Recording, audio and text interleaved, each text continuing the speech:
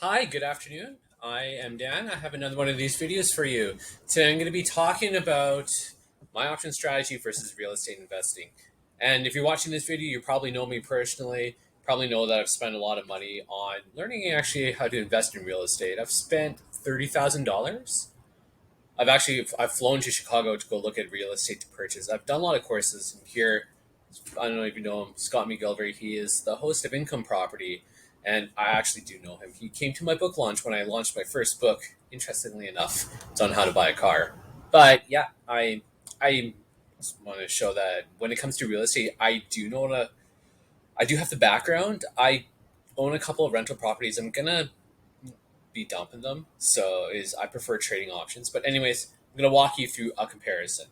So I'm going to make an assumption here. You have $40,000 to invest. Do you want to go with the real estate route or do you want to go with my option strategy? First, I'll walk you through a real estate investment.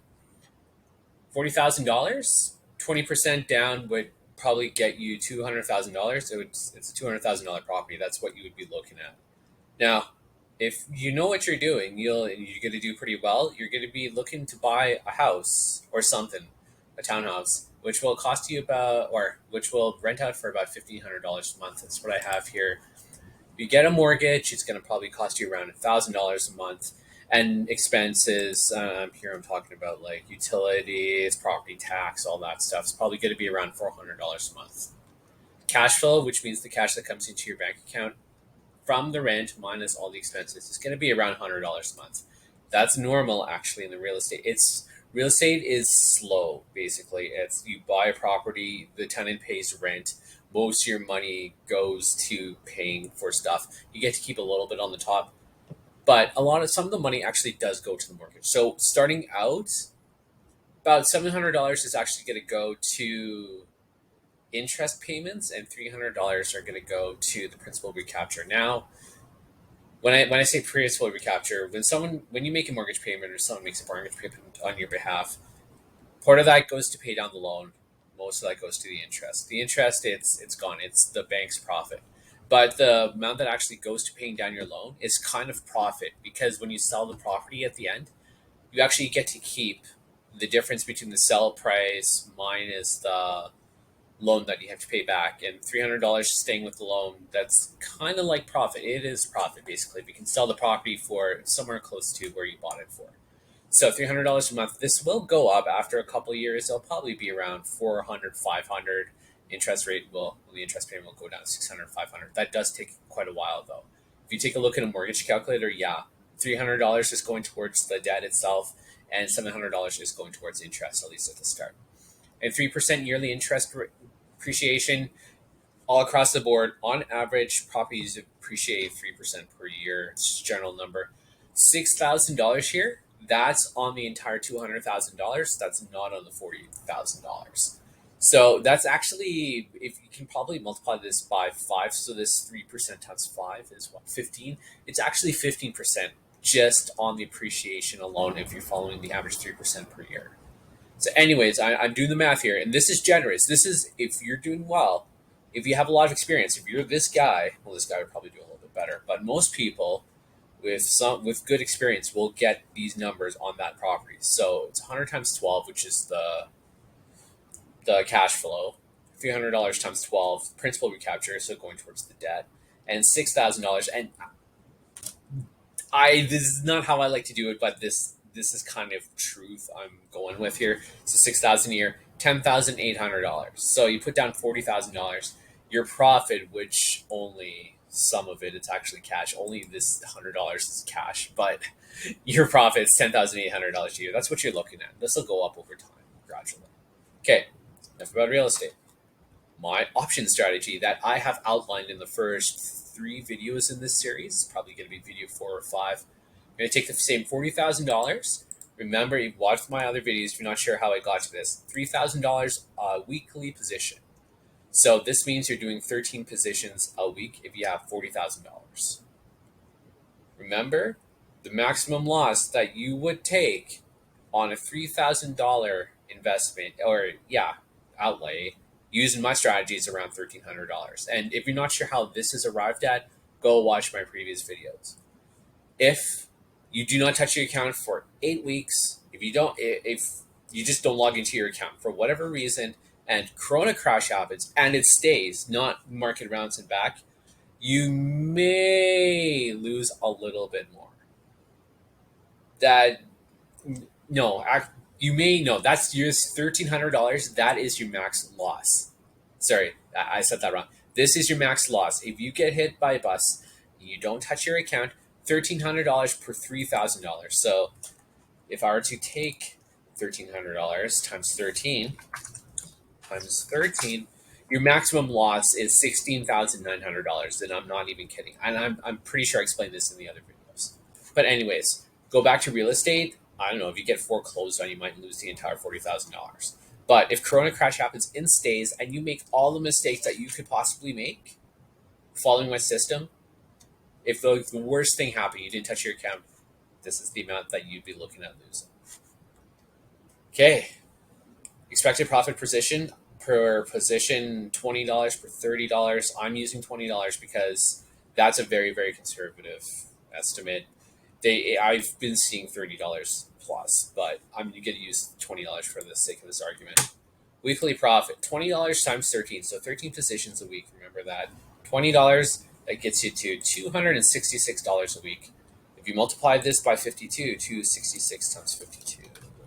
Let me make sure I have the setup. 13,832. Oh, I guess 13,877. Close enough. 13,000. So which number is higher, 13 or 10? So obviously the 13. The 13 did better. Okay. This is why I'm switching towards options. I'm pulling out of real estate almost completely because options, I like it. Okay. I'm going to also talk a little bit about advantages, disadvantages. I was talking to my friend yesterday. He's really, really big on real estate investing. He's a lot more properties than I have, for sure. He knows what he's doing. So it was an interesting discussion. Here are advantages that I think that real estate offers over investing in options and doing what I'm doing, my strategy. Real estate's easier to learn. Hey, hopefully the videos that I did for the beginning of this series, it was all transactional. I just told you what buttons to push, what numbers to use, when to maintain. But coming up with that system, I did learn that from someone, but even that took a lot of knowledge. It's trading options from scratch the way most people learned, the way I learned. It's like learning another language. It's difficult. Real estate's a little bit more intuitive. You buy a property, you rent it out, you take in the rent, you use the money to pay the expenses, and hopefully you get to keep hopefully there's some left over for you. Options, you're selling insurance contracts. Okay, banks do like real estate more because they'll lend money against real estate. You can go to a bank and say, well, I have this property, it's doing this, right? Then banks will actually let you will count that as income that you're getting. You can take out a loan against your cash generating properties, right? Options, it's pretty hard for me to go to a bank and show them, oh, look at all my SPY put spreads. They're not going to like that as much as real estate. And also, once you get to a certain point, you can have enough of your real estate paid off. You can take a loan out against it, use that money for whatever. I'm not a tax guy, by the way. Okay, don't take this as financial advice. You can take loans out and then have your tenants pay the loan back, and there's things that you can do with that. Okay, it's more prestigious. If you go around to other people, oh, I have 10 doors, I have 15 houses, I have 3 apartment buildings. That sounds amazing, right? To most people who are not really sophisticated investors, yeah, that's like, oh, wow, he's rich. Look how good he is. Me, oh, I sold 300 SPY put spreads last week. What does that even mean? So, and it's also easier to explain. It's a little bit more intuitive. It's hard to explain what an insurance contract on a stock is, let alone a SPY put spread, basically. And I put in here the price is a little bit more stable. I forgot why I put that in there. Yeah, so the price of a house won't change as much as the price of SPY. That's probably what I meant by this. Okay, and I've started going through this, but I'll go a little bit more. Advantages, options over real estate. Much more liquid. If you want to sell the house if you want to sell this house that you bought with Scott McGillivray, well, it's going to probably take a few months. It's a long process. You probably know this. It's going to be a process, right? You need to engage a realtor. You need to make sure your property is nice. Your realtor needs to show the property to buyers. There's a negotiation. Can I pay more? Can I pay less? All that. Here, you know how easy it is to sell an option? You open your trading platform and you click a button. The market has to be open. But if the market's open, you can sell your option on the same day. Real estate, it takes a long time.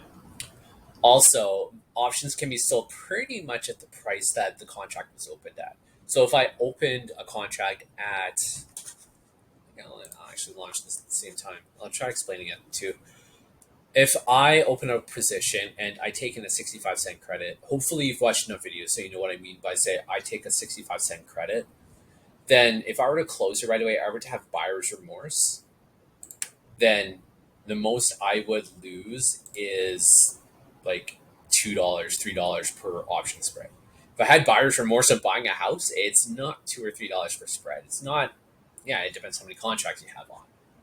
But, and if I launch this fast enough, I'll actually give you an example.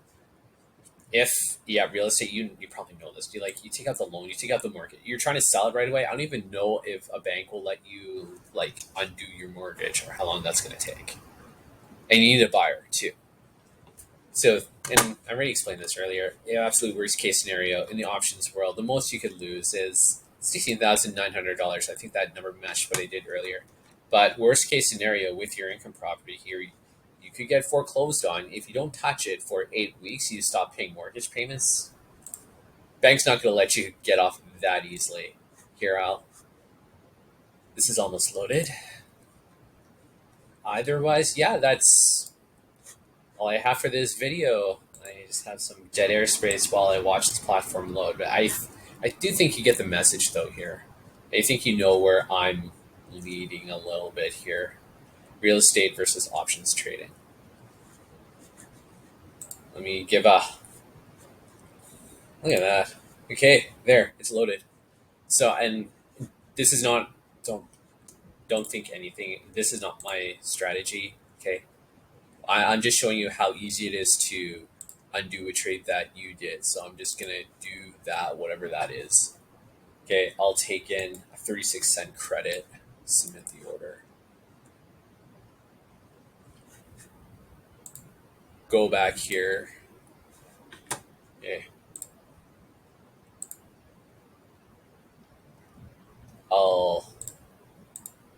I'll take in less credit. This is called price discovery. This is always do this. Don't just hit the market. I don't know if it's that easy to hit the market.